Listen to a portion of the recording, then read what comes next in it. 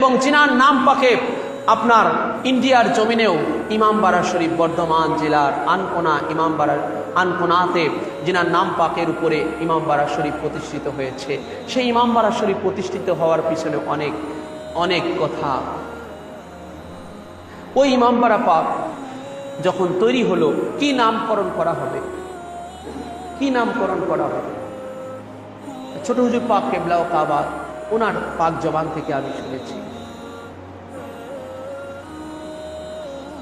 ইমামবাড়া শরীফ হওয়ার পরে নামকরণ নিয়ে ছোট হুজুর পাককে স্বপ্নে দেখানো হচ্ছিল যে শাহজাদা হুজুর পাক কেবলা ও কাবা ওনার নাম পাকে যেন এই ইমামবাড়া শরীফের নাম রাখা হয়। তো একবার স্বপ্ন দেখানোর পরে ছোট হুজুর পাক তখনও তিনি জাহির করলেন না, প্রকাশ করলেন না, নামকরণ করলেন না। ওনাকে আবার স্বপ্ন দেখানো হলো যে শাহজাদা বাবুর নামে এই ইমামবাড়া শরীফের নামকরণ করা হয়।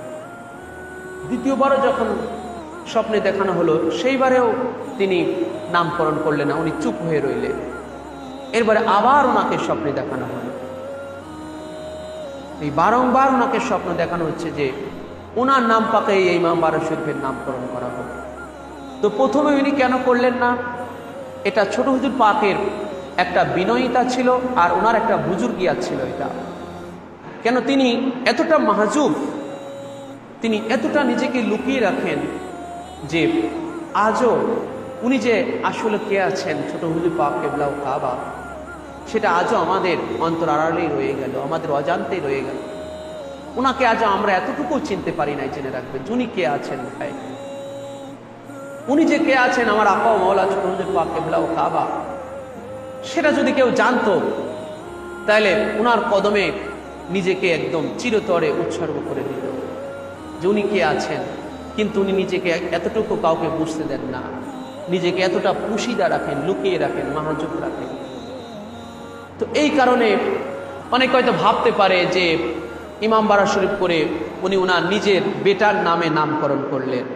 এইটা অনেকে ভাবতে পারে বা বলতে পারে যে ইমামবাড়া শরীফ করেই নিজের বেটার নামেই নামকরণ করে দিলেন। এই ইতস্ততার জায়গা থেকে উনি প্রথম দুইবার যে ওনাকে স্বপ্ন দেখানো হয়েছে, সেই দুইবারে উনি এটা নামকরণ করেন নাই, বাস্তবায়ন করেন নাই। কিন্তু তৃতীয়বার আবার যখন ওনাকে খুব তাকিদ দিয়ে যখন স্বপ্নে দেখানো হচ্ছে, তাকিদ দিয়ে খুব গুরুত্ব দিয়ে যখন ওনাকে স্বপ্ন দেখানো হচ্ছে, তখন তিনি আর নিজেকে আর লুকিয়ে রাখতে পারলেন না। তখন তিনি সেই ইমামবাড়া পাকের নামকরণ করলেন ওনার এই শাহজাদা পাকের নামে। সেই বর্ধমান জেলার আনকোনায় যে ইমামবাড়া শরীফ, সেটা এই শাহজাদা হুজুর পাকের নাম পাকে। দেখেন নিজেকে উৎসর্গ করে আমাদের আজকে মাদ্রাসা প্রতিষ্ঠিত করে দিয়ে গেলেন, যেটা নাজাতের তরি হয়ে গেল। ইমামবাড়া শরীফ প্রতিষ্ঠিত হয়ে গেল ওনার নাম পাকে, যেটা নাজাতের ওসিলা হয়ে গেল। ওনার উর্সে শরীফ উদযাপিত হচ্ছে, যেখানে এসে ভক্তবৃন্দরা আত্মার খোরাক মিটাচ্ছে, যেখানে এসে এহকাল পরকাল কামিয়াবি হচ্ছে, যেখানে এসে নাজাতের ফয়সালা হয়ে যাচ্ছে। কেননা যে ইনাদের মোহাব্বত, শাহজাদা হুজুর পাকের মোহাব্বত, তিনি এমন বুজুর্গিয়াতের অধিকারী ছিলেন, তিনি এমন মহান সত্তা ছিলেন যে ওনার মোহাব্বতটা জেনে রাখবেন। শাহজাদা হুজুর পাক কেবলা ও কাবার মোহাব্বত, বড় হুজুর পাক কেবলা ও কাবার মোহাব্বত, ছোট হুজুর পাক কেবলা ও কাবার মোহাব্বত, ওনাদের মোহাব্বতের প্রতিদান, ওনাদের মোহাব্বতের জাযাটা কি ভাই? আজকে যে আমরা উর্সে পাকে এসেছি, এর প্রতিদানটা কি আজকে জেনে যান। আজকে আলে মুহাম্মদ উলফত, আজ আলে পয়গম্বর আমার আকা মাওলা শাহজাদা হুজুর পাক কেবলা ও কাবা, যিনি আমার নবী পাকের ডাইরেক্ট 36তম বংশধর ছিলেন, আজকে জিনার উর্সে শরীফ, কার উর্সে শরীফে এসেছেন জেনে যান।